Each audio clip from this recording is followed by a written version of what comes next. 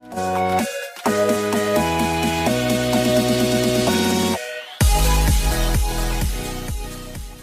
श्री कृष्ण विद्यार्थी मित्रों, केम छो बधा मजामां? सरस, वेरी गुड। चलो मित्रों आगळ वधी। चेप्टर नंबर 1 विद्युत भार अने विद्युत क्षेत्र। मित्रों आ चेप्टर आपणे शरूआतमां पहेलुं चेप्टर जोई लीधेलुं है। हवे आ चेप्टरमांथी गुजकेट, नीट अने जी मां जे उपयोगी जेटली पण फॉर्म्युला है आज आप लेक्चर की चर्चा करी, एटले कि क्विक रिविजन करी सूत्रों। एक लेक्चर की अंदर आखो संपूर्ण पाठ समझावी दईश। त्यारबाद मित्रों आ चेप्टरना टॉपिक वाइज MCQ वाराफरती वारा जोता जाए, बराबर? ओके, शुरुआत करिए आपणे। तो आ पाठनी अंदर आपणे क्या मुद्दा भण्या था पहला एनी हूँ तमने चर्चा करावी दऊँ। तो तमने ख्याल है आ पाठ में शुरुआत में विद्युत भार विषे माहिती मेळवी, त्यारबाद विद्युत भारनु क्वोंटमीकरण, आगळ गया एटले कूलम्बनो नियम जोयो, कूलम्बना नियमनु सदिश स्वरूप भण्या, संपातपणानो सिद्धांत जोयो, विद्युत क्षेत्र विशेनी माहिती मेळवी, ई विद्युत क्षेत्रनु बिंदुवत विद्युत भार वडे उद्भवतुं विद्युत क्षेत्र मेळवुं। आगळ गई एटले डायपोल भण्या, डायपोल वडे अक्ष उपर अने विषुववृत्त उपर उत्पन्न थतुं विद्युत क्षेत्र जोयुं। त्यारबाद समान विद्युत क्षेत्र में डायपोलनी वर्तुळांक जोई। आगळ गया एटले रेखीय घनता, पृष्ठ घनता अने कद घनतानी समजूती मेळवी।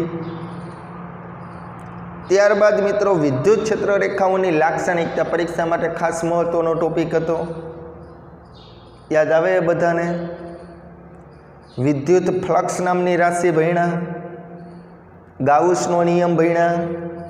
गाउसना 4 उपयोग हता, एमांथी चौथो उपयोग है या NCERT टेक्स्टबुक में काढी नाखो। एटले आपणे केटला उपयोग गणवाना है? 3। Okay, done. सारूँ, पहलेथी जोई एटले ख्याल आवशे। तो तमने मित्रों ख्याल है विद्युत भार हता ने एना 2 प्रकार है। आम जोवा जईए तो 3 कही सकी, इलेक्ट्रॉन, प्रोटोन अने न्यूट्रॉन।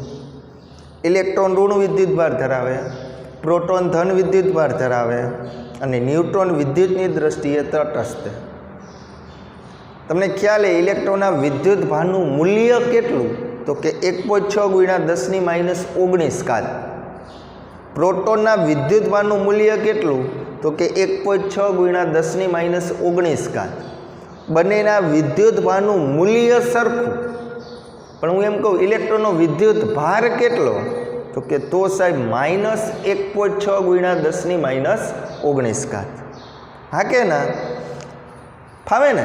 हवे प्रोटोन प्रोटोन वच्चे सजातीय कहेवाय ने, प्रोटोन प्रोटोन ये सजातीय, इलेक्ट्रॉन इलेक्ट्रॉन ये बने समान एटले सजातीय, तो ये बने वच्चे अपाकर्षण थशे। अने इलेक्ट्रॉन अने प्रोटोन होय ने बाळको तो ये बने वच्चे शुं थशे? आकर्षण। इलेक्ट्रॉननु दळ तमने आवडे? मास ऑफ इलेक्ट्रॉन 9.1 × 10⁻31 घात। मास ऑफ प्रोटोन 1.67 × 10⁻27 घात किलोग्राम। अने आज रीते न्यूट्रॉननु दळ है प्रोटोनना दळ जेटलुं ज छे, 1.67 × 10⁻27 घात। एक MCQ में खास याद राखजो, तमने एम के आल्फा कणनो विद्युत भार केटलो? तो खास याद राखजो प्रोटोन करता बमणो। आल्फा कणनो विद्युत भार केवो? प्रोटोन करता बमणो। बमणो एटले केटलो थशे? 3.2 × 10⁻19 घात कूलम। आल्फा कणनो शुं थई गयो? विद्युत भार। बाकी तमने आवडे विद्युत भारनो एकम कूलम ए 10मा में जोई लीधुं। पारिमाणिक सूत्र आवडे तमने M0 L0 T1 अने A1। Okay, done. तो ध्यान आपो, अहींया सुधीनी वस्तु तमने ख्याल आवे बधाने? विद्युत भार, एकम, पारिमाणिक सूत्र, बने वच्चे शुं थाय, बनेना दळ, विद्युत भार बधी ख्याल आव्यो। त्यारबाद बाळको विद्युत भारनु क्वोंटमीकरण। आ सूत्र तमे जोयेलुं Q = N। Q = N, ज्यां N है ने मित्रों पूर्णांक संख्या दर्शावे। એ વિદ્યુત ભાર है 1.6 गुणा 10⁻19 घात। एन है मित्रों शू दर्शावे पूर्णांक संख्या 1 2 3 આવી રીતે। मित्रों इलेक्ट्रॉन અને प्रोटॉन करता नानो कण मळी આવ્યો એને તમે નામ આપ્યા હતા ક્વાર્ક્સ। ક્વાર્ક્સના બે પ્રકાર અપ ક્વાર્ક્સ અને ડાઉન ક્વાર્ક્સ। અપ ક્વાર્ક્સનું મિત્રો મૂલ્ય +2/3 અને ડાઉન ક્વાર્ક્સનું મૂલ્ય -1/3e। એક માર્કના એમસીક્યુમાં યાદ રાખજો। ક્વાર્ક્સના બે પ્રકાર અપ અને ડાઉન। અપનું મૂલ્ય +2/3 અને ડાઉનનું મૂલ્ય -1/3। મિત્રો ક્વાર્ક સ્વતંત્ર અસ્તિત્વ ધરાવતા નથી, હંમેશા ઝુમખામાં જ જોવા મળે। પ્રોટોનનું બંધારણ કેવું તો કે અપ અપ ડાઉન। ન્યુટ્રોનનું બંધારણ કેવું અપ ડાઉન ડાઉન। ઓકે, ત્યારબાદ એક એમસીક્યુ મિત્રો આવો કે જો સાબુના દ્રાવણના પરપોટાને ધન વિદ્યુત ભારિત કરવામાં આવે તો પરપોટાનું કદ વધશે। શું કામ તો કે શું થાય છે અપાકર્ષણ થાય ને કોઈ પણ પદાર્થ વચ્ચે અપાકર્ષણ થાય એટલે ત્રિજ્યામાં શું થતો હોય વધારો। મિત્રો ત્રિજ્યા વધે એટલે કદમાં શું થાય વધારો। તો એ ખાસ એમસીક્યુ માટે।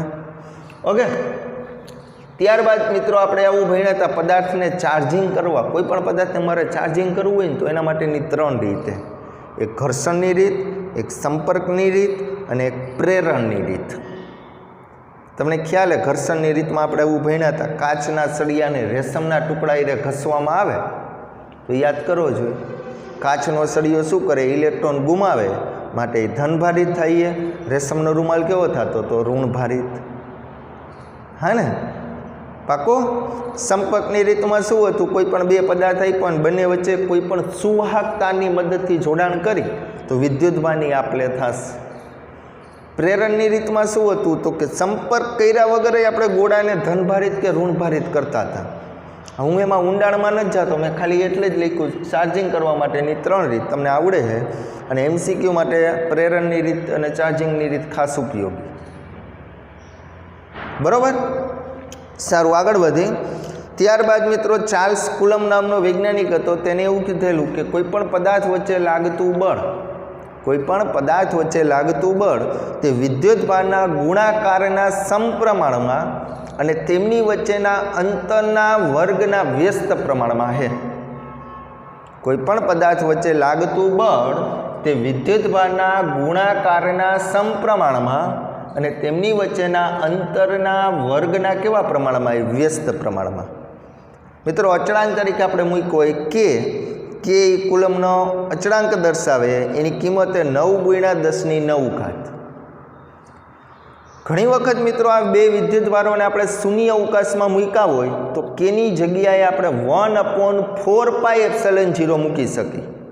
જ્યારે બે વિદ્યુતભારો શૂન્ય અવકાશમાં આવેલા હોય તો આપણે અહીંયા જે કે લખ્યો હોય ને મિત્રો અહીંયા કેની જગ્યાએ આપણે 1/4πε0 આ ε0 ને બાળકો કહેવાય શૂન્ય અવકાશની પરમિટિવિટી। શૂન્ય અવકાશની પરમિટિવિટી તો શૂન્ય અવકાશમાં હોય ત્યારે આ રીતે મૂકી શકીએ, બાકી બધું હતું એમાં। કેની કિંમત મેં તમને કીધી 9 × 10⁹ ઘાત। ε0 ની કિંમત એ 8.85 × 10⁻12 ઘાત। આ કેમ આવી તમે સાદું રૂપ આપો મિત્રો તો અહીંયા મેં હમણાં જ કીધું ને કે બરાબર આવું સૂત્ર છે 1/4πε0। આને મિત્રો કરતા કરો એટલે અહીંયા વહી જાય, કે અહીંયા આવી જાય। કેની કિંમત તમે જાણો 4 ખબર હે ને 3.14 ખબર હે, તમે સાદું રૂપ આપશો એટલે આટલી જવાબ આવશે 8.85 × 10⁻12 ઘાત। અને શું કહેવાય શૂન્ય અવકાશની પરમિટિવિટી। ઓકે, બીજી વાત મિત્રો જો અહીંયા મેં એકમ દર્શાવ તમને એક વસ્તુ ખબર પડે આ કે અને ε0 હોય ને એકબીજાના વ્યસ્ત જોઈ લઈએ। કેનો એકમ આવશે ને એના કરતાં ε0નો એકમ ઉલટો આવશે, એટલે કે કેનો એકમ આપણે આમાંથી કેને કરતાં કરી તો આ બંનેનો ગુણાકાર તો ન્યૂટન × મીટર², છેદમાં 2 વાર કુલમ એટલે છેદમાં એ તો -2। તો ε0નો જે એકમ આવશે ને અહીંયા પ્લસ ન્યૂટન ને તો અહીંયા માઇનસ ન્યૂટન આવશે। આ રીતે મીટર² પ્લસ છે તો અહીં -2 આવશે, કુલમ સ્ક્વેર -2 તો અહીંયા પ્લસ આવશે।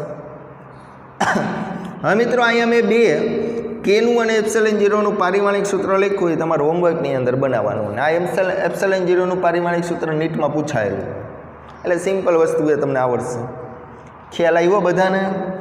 બીજું મિત્રો, આ સૂત્ર એ ખાસ ઉપયોગી કે નવું કોઈ પણ બે વિદ્યુત ભારોને અન્ય કોઈ પણ માધ્યમમાં રાખવામાં આવે હવાની જગ્યાએ, તો બાળકો અહીંયા એપ્સિલન ઝીરોની જગ્યાએ એપ્સિલોન લખવામાં આવે, એને કહેવાય માધ્યમની પરમિટિવિટી. હવે આખો થિયરીનો કન્સેપ્ટ એ, પણ અત્યારે તમે ખાલી સૂત્ર યાદ રાખો. લાગતું નવું બળ મૂળ બળના કેમાં ભાગનું થાય. એટલે આ સૂત્ર મગજમાં રાખજો. હું તમને એમ કહું, કોઈ પણ પદાર્થે એને તમે ધારો કે 5 જેટલો ડાયઇલેક્ટ્રિક પદાર્થ લાગુ પાડી તો લાગતું નવું બળ કેટલું થાય? તો તમારો જવાબ આવશે F/5. આમ પ્રશ્ન પૂછું, કોઈ પણ બે પદાર્થ વચ્ચે લાગતું મૂળ બળ છે 10 જેટલું અને ડાયઇલેક્ટ્રિક પદાર્થ 2 જેટલો રાખવામાં આવે તો લાગતું નવું બળ કેટલું? તો મૂળ બળ કેટલું એ 10, ડાયઇલેક્ટ્રિક પદાર્થ કેટલો હોય 2, 10 ભાગ્યા 2 કરો તો કેટલા આવશે? 5. તો તમારો જવાબ આવશે નવું બળ કેટલું આવશે? 5. તો આ ફોર્મ્યુલા ખાસ ઉપયોગી. Fm = F/K. કે એટલે ડાયઇલેક્ટ્રિક અચળાંક. આ કેની જગ્યાએ ERI લખાય, એને કહેવાય સાપેક્ષ પરમિટિવિટી. તમને ખ્યાલ જ છે સાપેક્ષ પરમિટિવિટીનું આવું સૂત્ર હતું, ER = E/E0. ખાસ યાદ રાખજો, આ એકમ રહિત અને પરિમાણ રહિત સાપેક્ષ પરમિટિવિટી.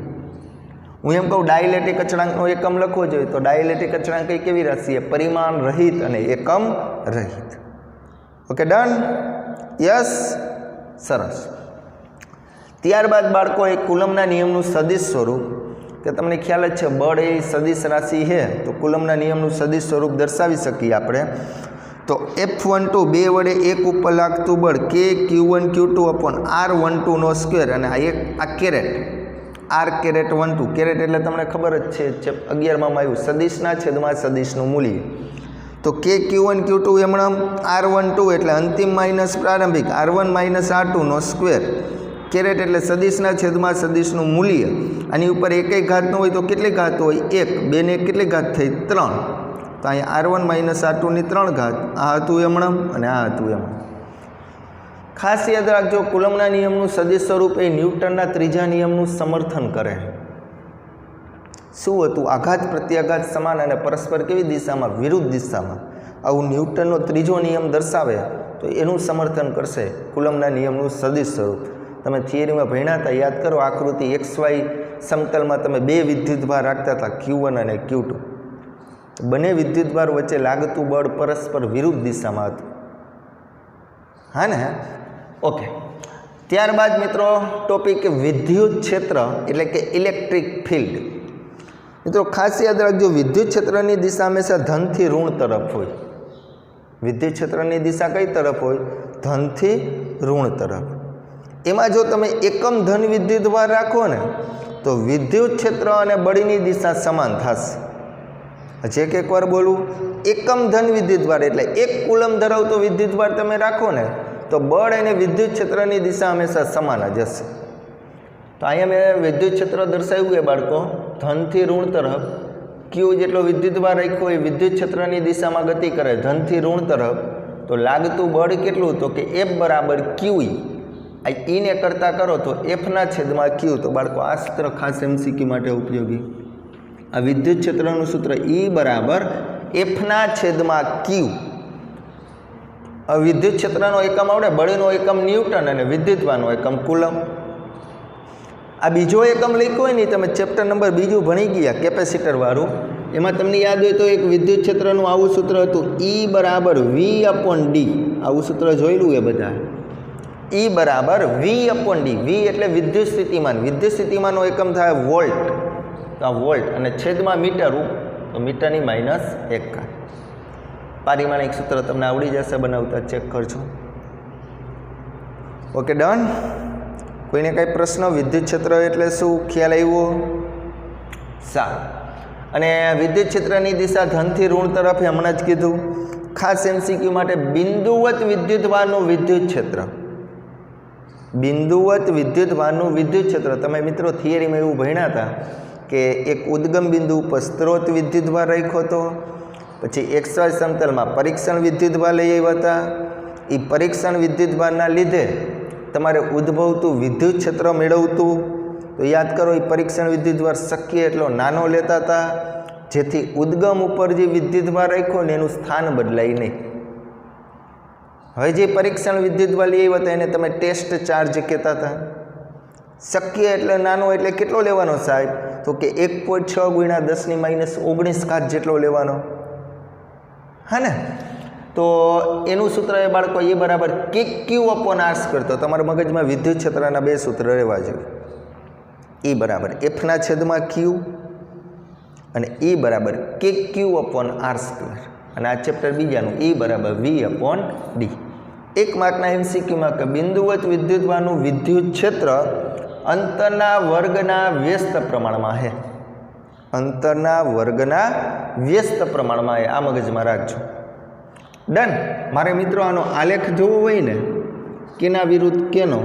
તો કે વિદ્યુત ક્ષેત્ર વિરુદ્ધ અંતરનો ગ્રાફ જોવો હોય, E વિરુદ્ધ R નો આલેખ, તો એ આવો કંઈક મળશે. આવો E ચલે છે 1/R². આ રીતે કંઈક મળશે. MCQ માટે મગજમાં રાખજો. બિંદુવત વિદ્યુતભારના વિદ્યુત ક્ષેત્ર. ડન. સારું, આગળ વધી બાળકો. વિદ્યુત ડાયપોલ મોમેન્ટ. વિદ્યુત ડાયપોલ ચાક માત્ર એ બોલી શકો. મોમેન્ટ બાળકો એને P વડે, એની સંજ્ઞા P.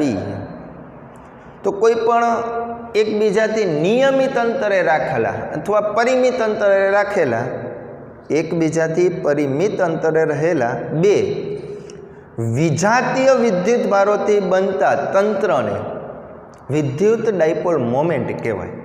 વિજાતીય વિદ્યુત ભાર એટલે કે એક ધન ને એક ઋણ. પરિમિત અંતર એટલે અંતર ચોક્કસ છે, 2a જેટલું. તો બાળકો ડાયપોલ મોમેન્ટનું સૂત્ર P બરાબર 2aq. 2aq. 2a એટલે અંતર દર્શાવે, અંતરનો એકમ આવશે મીટર અને વિદ્યુતભારનો એકમ આવશે કુલમ. Coulomb into metre. પારિમાણિક સૂત્ર તમને બનાવતા આવડશે. 1 માર્કનો MCQ. ડાયપોલ મોમેન્ટની દિશા ઋણથી ધન તરફ હોય. વિદ્યુત ક્ષેત્રની દિશા કઈ તરફ? હા, સરસ, ધનથી ઋણ. અને વિદ્યુત ડાયપોલની દિશા કઈ તરફ? ઋણથી ધન. બંનેની દિશા કેવી? પરસ્પર વિરુદ્ધ. 1 માર્કનો MCQ. બંનેની દિશા પરસ્પર વિરુદ્ધ છે, તો ખૂણાની વાત કરી તો બંને વચ્ચે ખૂણો કેટલાનો થશે? 180. ડન. સારું, હવે આ ડાયપોલને બાળકો આપણે એવી થિયરી ભણ્યા હતા કે ડાયપોલને અક્ષ ઉપર રાખો, વિષુવવૃત્ત ઉપર રાખો. વિષુવવૃત્ત એટલે શું? તો કે અક્ષના લંબ દ્વિભાજકને સાહેબ વિષુવવૃત્ત રેખા કહેવાય. જો ડાયપોલને અક્ષ ઉપર રાખી તો ઉદ્ભવતું વિદ્યુત ક્ષેત્ર કેટલું થાય? તો કે સાહેબ E બરાબર 2kP/R². E બરાબર 2kP/R². અને ડાયપોલને જો વિષુવવૃત્ત રેખા ઉપર રાખી તો E બરાબર -kP/R². આ ખાસ MCQ માટે ઉપયોગી.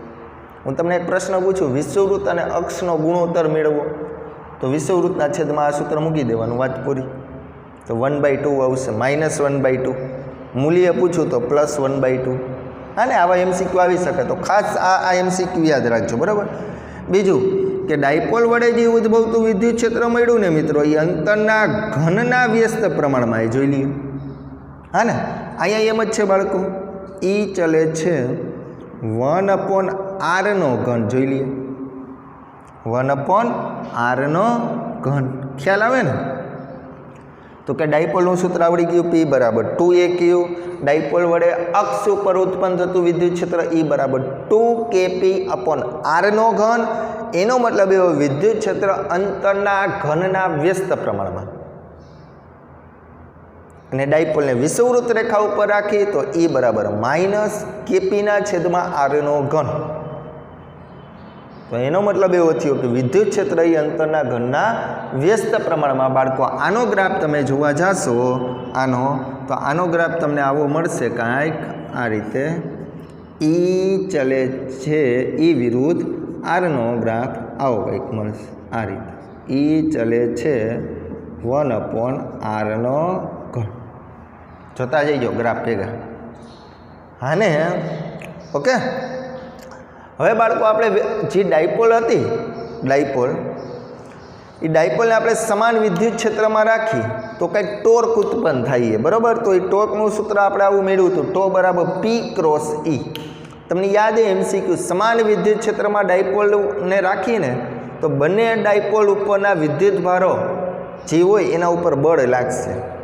તો તમને યાદ છે એ બંને વિદ્યુત ભારો ઉપર લાગતા બળોના મૂલ્ય સમાન, દિશા પરસ્પર વિરુદ્ધ, એટલે લાગતું પરિણામી બળ શૂન્ય. ખાસ MCQ બોલવું કે સમાન વિદ્યુત ક્ષેત્રમાં ડાયપોલને રાખવામાં આવે તો લાગતું બળ 0 હશે પણ ટોર્ક 0 હશે નહીં. શું કામ? તો કે આ સમાન વિદ્યુત ક્ષેત્રમાં તમે ડાયપોલ રાખો ને તો એક બળ જો આમ લાગતું હશે ને તો એક આમ લાગે ઉપર, એક અહીંયા આમ તો અહીંયા આમ, બંનેના મૂલ્ય સમાન, પણ દિશા બંનેની કેવી છે? પરસ્પર વિરુદ્ધ. તો લાગતું પરિણામી બળ કેવું થશે? 0. પણ આ ડાયપોલ ઉપર શું ઉત્પન્ન થાય? બળયુગ્મ. બળયુગ્મ એટલે શું ઉત્પન્ન થયું? ટોર્ક. એટલે ઉત્પન્ન થતા ટોર્ક આટલું હોય, ટો બરાબર પી ક્રોસ ઈ. ક્રોસ ગુણાકાર એટલે સાઇન થીટા આવશે, ટો બરાબર પી સાઇન થીટા. થીટા બરાબર 0 મૂકો, સાઇન 0 એટલે ટોર્ક 0. થીટા બરાબર 180 મૂકો તોય શું આવશે? 0 જ આવશે ટોર્ક. થીટા બરાબર 270 મૂકો તો ટોર્ક લઘુત્તમ મળશે -p. અને જો થીટા બરાબર અહીંયા 90 અંશ મૂકી તો સાઇન 90 એટલે કેટલા થાય? 1. તો ટોર્ક તમને કેવું મળશે? મેક્સિમમ. આ એક માર્કના MCQ. હા ને, હું આવો પ્રશ્ન પૂછું કે ડાયપોલને અસમાન વિદ્યુત ક્ષેત્રમાં રાખી, ડાયપોલને અસમાન વિદ્યુત ક્ષેત્રમાં રાખી તો લાગતું ટોર્ક કેવું હશે? તો કે અસમાન વિદ્યુત ક્ષેત્રમાં આપણે ડાયપોલને રાખી તો એના ઉપર પરિણામી બળ પણ લાગશે અને પરિણામી ટોર્ક પણ લાગશે. એટલે મગજમાં રાખજો, બંનેમાં ટોર્ક ઉત્પન્ન થાય. પણ હા, અસમાન વિદ્યુત ક્ષેત્રમાં ડાયપોલ સમાંતર ગોઠવાયેલી હોય ને તો બળ નહીં લાગે. ખાસ એ સમજવા જેવી વસ્તુ, એકવાર થિયરી જોજો, બરાબર. આગળ બાળકો 3 ફોર્મ્યુલા એ વિદ્યુતભારનું વિતરણ. વિદ્યુતભારનું વિતરણ 3 પ્રકારે આપણે જોયું હતું: રેખીય વિતરણ, પુષ્ટ વિતરણ, કદ વિતરણ. રેખીય વિતરણમાં બાળકો સંજ્ઞા હતી લેમ્બડા, પુષ્ટ વિતરણની સંજ્ઞા સિગ્મા અને કદ વિતરણની સંજ્ઞા રો. સૂત્ર બોલવું રેખીય વિતરણનું હતું લેમ્બડા બરાબર Q/L. એકમ તમને આવડશે કુલમ પ્રતિ મીટર. પારિમાણિક સૂત્ર તમને આવડશે. પુષ્ટ વિતરણનું સૂત્ર હતું સિગ્મા બરાબર Q/A. કદ વિતરણનું સૂત્ર હતું રો બરાબર Q/V. ત્રણેયના એકમ તમને આવડશે, ત્રણેયના પારિમાણિક સૂત્ર તમને આવડશે. રેડી? આગળ વિદ્યુત ફ્લક્સ. મિત્રો આ સમજાવવી પહેલાં મેં તમને એક ટોપિક કીધો પરીક્ષા માટે ઉપયોગી, વિદ્યુત ક્ષેત્ર રેખાની લાક્ષણિકતા.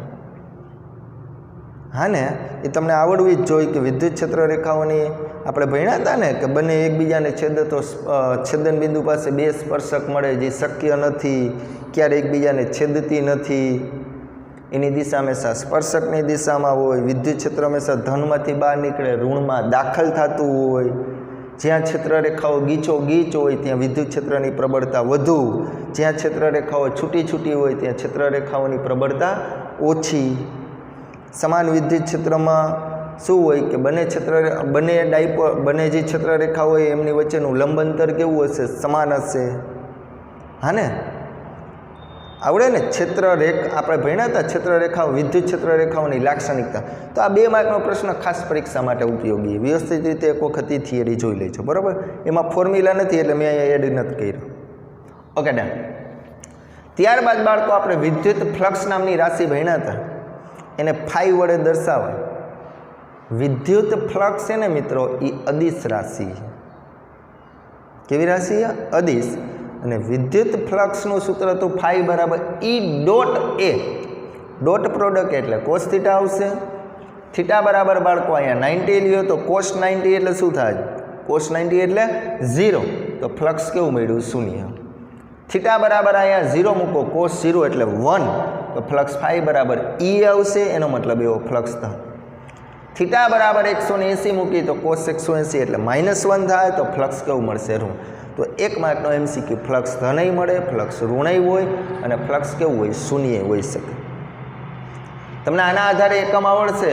ફ્લક્સ ફાઈ બરાબર E.A હે, એના આધારે તમને બંને એકમ બનાવતા આવડશે. તમે ચેક કરી જોજો. હા ને, હમણાં જોયું આપણે વિદ્યુત ક્ષેત્રનો એકમ શું હતો? E બરાબર V/વોલ્ટ પ્રતિ મીટર, ક્ષેત્રફળનો મીટર સ્ક્વેર ઉપર, તો મીટર મીટર કેન્સલ, તો વોલ્ટ ઇન્ટુ મીટર આવશે. એક આ તો આવડશે, ના એ આવડી જશે ને પારિમાણિક સૂત્ર આવડશે, એટલે હું એમાં વધારે અંદર જતો નથી, તમને ખ્યાલ જ છે. ડન. તો આ વિદ્યુત ફ્લક્સ નામની રાશિ થઈ. એનું આ સૂત્ર લખાય બંધ પૃષ્ઠ માટે ગાઉસિયન ફ્લક્સ φ બરાબર સિગ્મા Q/ε0. યાદ કરો, ગાઉસે આપ્યું હતું. હા ને, હું તમને એવું કહું મિત્રો કે અહીંયા કોઈ પણ એક પૃષ્ઠ આપી દઉં આ રીતે, આ Q1, આ Q2, આ Q3, હું એમ કહું કે બંધ પૃષ્ઠ સાથે સંકળાયેલો ફ્લક્સ મેળવો, તો તમારા જમણી બાજુના પદનો ઉપયોગ કરવાનો થાય. બંધ પૃષ્ઠ કીધું હોય તો ફ્લક્સ φ બરાબર તમે આવું લખાવશો Q1 + Q2/ε0. હાને બહાર આવેલો વિદ્યુતભાર આપણે ધ્યાનમાં નથી, બંધ પૃષ્ઠ એ આ સૂત્ર ગાઉસનો નિયમ આપણે ભણ્યા હતા. ફ્લક્સ φ ખાસ યાદ રાખજો કે ફ્લક્સ એને એ ત્રિજ્યા ઉપર આધારિત નથી. તમને હું એમ કહું કે એક પૃષ્ઠ અહીંયા આપ્યું, બીજું અહીંયા આપ્યું, હું એમ કહું આ બંનેમાંથી આની ત્રિજ્યા r જેટલી અને આની ત્રિજ્યા 2r જેટલી છે, તો બંનેમાંથી કેની સાથે સંકળાયેલું ફ્લક્સ વધુ હશે? તો કે બંનેમાં સમાન જ હશે.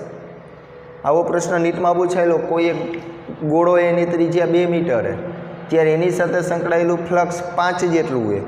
ત્રિજ્યા 5 ગણી કરો તો સંકળાયેલું ફ્લક્સ કેટલું થાય? તો કે એટલું જ રહે, કેમ કે આ વિદ્યુતીય ફ્લક્સ એ ત્રિજ્યા ઉપર તમે જોઈ શકો આધારિત નથી.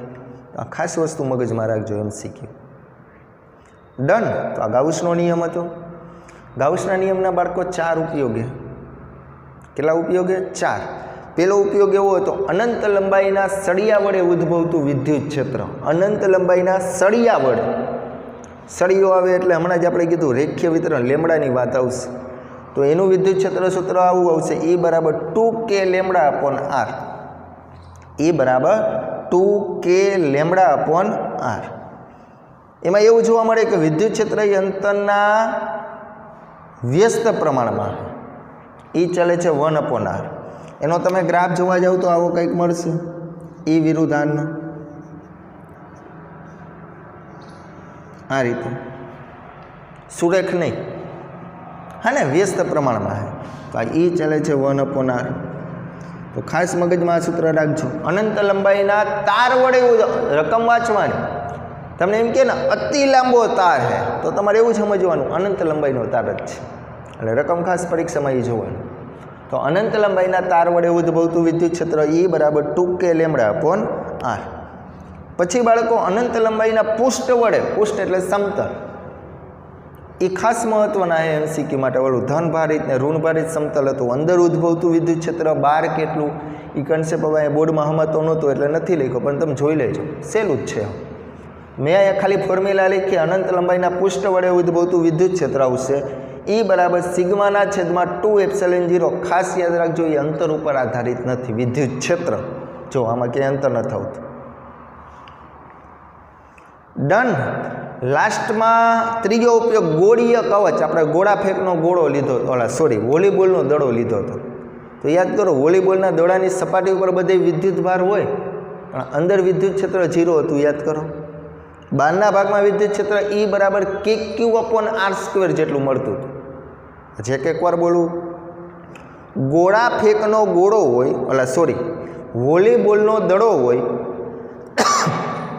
એની સપાટી ઉપર બધે વિદ્યુત ભાર આવેલો હોય, અંદરના ભાગમાં હવા આવેલી છે, તો એના કેન્દ્ર ઉપર કે અંદરના કોઈ પણ બિંદુએ ઉદ્ભવતું વિદ્યુત ક્ષેત્ર 0. અંદરના ભાગમાં વિદ્યુત ક્ષેત્ર ગોળીય કવચમાં 0 અને બહારના ભાગમાં આવતું હતું E બરાબર kq/r². હવે ક્યુનું સિગ્માના સ્વરૂપે સૂત્ર લખી તો આ કંઈક મળતું હતું. એની સાબિતી અત્યારે હું નથી આપતો. અને અહીંયા એવું જોવા મળ્યું, E ચલે છે 1/r². તો તમને આવું પૂછું, પાતળી ગોળીય કવચ માટે, આ MCQ પૂછવા જેવો હોય, પાતળી ગોળીય કવચ માટે મારે ગ્રાફ દોરવો હોય તો આવો કંઈક આવશે, E વિરુદ્ધ આરનો. અંદરના ભાગમાં વિદ્યુત ક્ષેત્ર કેવું? 0. અંદરના ભાગમાં E બરાબર 0. સપાટી ઉપર હંમેશા મેક્સિમમ જ હશે. અહીંયા આ સપાટી, આ અંદરનો ભાગ, અને તમને ખ્યાલ 12ના ભાગમાં હમણાં જ કીધું અંતરના વર્ગના વ્યસ્ત પ્રમાણમાં, એટલે આવું કંઈક ઈ ચલે છે 1/r². આ કયો ભાગ થયો? 12. તો MCQમાં પૂછાઈ શકે. પાતળી ગોળીય કવચમાં આવો ગ્રાફ મળશે. અંદરના ભાગમાં 0, સપાટી ઉપર મહત્તમ, અને બહારના ભાગની અંદર જોવા રહ્યો અંતરના વર્ગના કેવા પ્રમાણમાં? વ્યસ્ત પ્રમાણ. ત્યારબાદ બાળકો આપણે નક્કર ગોળા ફેંકના ગોળાની ચર્ચા કરી હતી. હું એનું MCQ માટેના 2 મુદ્દા મૂકું કે અંદરના ભાગની અંદર નક્કર ગોળો હોય, આખો દ્રવ્યનો ભરેલો હોય, તો એના અંદરના ભાગમાં વિદ્યુત ક્ષેત્ર હશે ને એ અંતરના સમપ્રમાણમાં હશે. જેમ અંતર વધશે ને એમ વિદ્યુત ક્ષેત્ર વધશે. સપાટી ઉપર તો મહત્તમ જ હશે, અને બહારના ભાગમાં અંતરના વર્ગના વ્યસ્ત પ્રમાણમાં ઘટે. તો મારે એનો આલેખ દોરવો હોય આનો, તો એનો આવો કંઈક થશે, E વિરુદ્ધ આરનો. અંદરના ભાગમાં સમપ્રમાણમાં એટલે E ચલે છે આ, સપાટી ઉપર મહત્તમ, અને બહારના ભાગમાં આવો E ચલે છે 1/r². આ અંદરનો ભાગ, આ સપાટી પરનો ભાગ, અને બાળકો આ બહારનો ભાગ. તો આ મગજમાં 2 ગ્રાફ રાખજો, MCQમાં ખાસ ઉપયોગી આવશે. આ બધા ગ્રાફ જી કીધા એ તમને બધા ડન ફાવશે બધાને? ફરીથી બોલું, ગોળા ફેંકના ગોળાની અંદર શું હોય? અંદરના ભાગમાં વિદ્યુત ક્ષેત્ર એ અંતરના સમપ્રમાણમાં, સપાટી ઉપર મહત્તમ, અને બહારના ભાગમાં અંતરના વર્ગના વ્યસ્ત પ્રમાણમાં ઘટે. વોલીબોલના દડાની અંદર વિદ્યુત ક્ષેત્ર 0, સપાટી ઉપર મહત્તમ, અને બહારના ભાગમાં અંતરના વર્ગના વ્યસ્ત પ્રમાણમાં ઘટે. આ 2 ગ્રાફ. ઓકે, સારું. ત્યારબાદ મિત્રો મેં અહીંયા એક કોઠો લખેલો હોય, આ તમારી રીતે જોઈ લેજો, MCQમાં કામ આવશે. તમને યાદ હોય ને તો આપણે આ સમઘનની કંઈક ચર્ચા કરી હતી. આવી રીતે સમઘન હોય આવા MCQ તમને ક્યાંક જોવા મળશે વારંવાર, કે વિદ્યુતભારનો આપણે આ સમઘન આપ્યો હોય. હવે આમાં પહેલો જ એવું કીધું કે કેન્દ્ર ઉપર કોઈ એક વિદ્યુતભાર રાખવા, એમ આવી રીતે આ કેન્દ્ર ઉપર Q. હવે હું એમ કહું આખા સમઘન સાથે સંકળાયેલું કુલ ફ્લક્સ કેટલું? તો સમઘન સાથે સંકળાયેલું કુલ ફ્લક્સ કેટલું? તો કે ફ્લક્સ φ બરાબર Q/ε0. હું એમ કહું સમઘનની કોઈ એક બાજુ સાથે સંકળાયેલું ફ્લક્સ કેટલું? તો સમઘનની કેટલી બાજુ હોય? 6. તો એક બાજુ સાથે કીધું છઠ્ઠો ભાગ થયો, તો ફ્લક્સ φ બરાબર શું આવશે? Q/6ε0. આવડશે? તો હવે હું આખો કોઠો તમારી રીતે એડ કરી દઈજો. તમને ખ્યાલ જ છે સમઘનની અંદર શિરોબિંદુ કેટલા આવેલા હોય? તો કે 8 શિરોબિંદુ આવેલા હોય. હા ને? તો આ બધી વસ્તુ એ સમઘનની વચ્ચોવચ્ચ મિડલમાં કોઈ એક બાજુની વચ્ચે મૂકો તો એનો બીજો ભાગ થશે. મારો કહેવાનો મતલબ આખી વસ્તુ આ કોઠાની એડ કરજો, તમને MCQમાં ખાસ ઉપયોગી થશે. Okay, done. તો અહીંયા બાળકો ચેપ્ટર નંબર પહેલાંનું આ ક્વિક રિવિઝન સંપૂર્ણ પૂરું. આ બોર્ડ વર્ક વ્યવસ્થિત રીતે આનું હું મટીરિયલ તમને મોકલીશ ને વોટ્સઅપમાં, તમે આનો અત્યારે સ્ક્રીનશોટ પાડી લેજો વ્યવસ્થિત રીતે. પછી વ્યવસ્થિત રીતે ફેરબુકની અંદર આખું જેમ અહીંયા પોઈન્ટ આપેલા 7મો 8મો 9મો 10મો આ રીતે એડ કરી દેજો. જ્યારે પણ તમને આપણે અહીંયા સ્કૂલે કે તમારી ટેસ્ટ લેવામાં આવે ત્યારે આ ચેપ્ટર હોય ત્યારે તમારે રિવિઝન માટે ફક્ત આ વસ્તુ જોઈ લો એટલે તમને MCQ સોલ્વ કરતા આવડશે. ખ્યાલ આવે એટલે આ વસ્તુ ગુજકેટ, નીટ અને જીમ ખાસ ઉપયોગ બધી વસ્તુ આવી જાય એમાં. તો વ્યવસ્થિત રીતે જોયો, બોર્ડ વર્ક ફેરબુકમાં એડ કરી દો, સમજો અને પછી વિચારવાનું. Okay, done. સારું, હાલો બધા વિદ્યાર્થી મિત્રોને જય Shri Krishna. Take care. Have a nice day. આ સ્ક્રીનશોટ પાડી લો પહેલાં, બરાબર?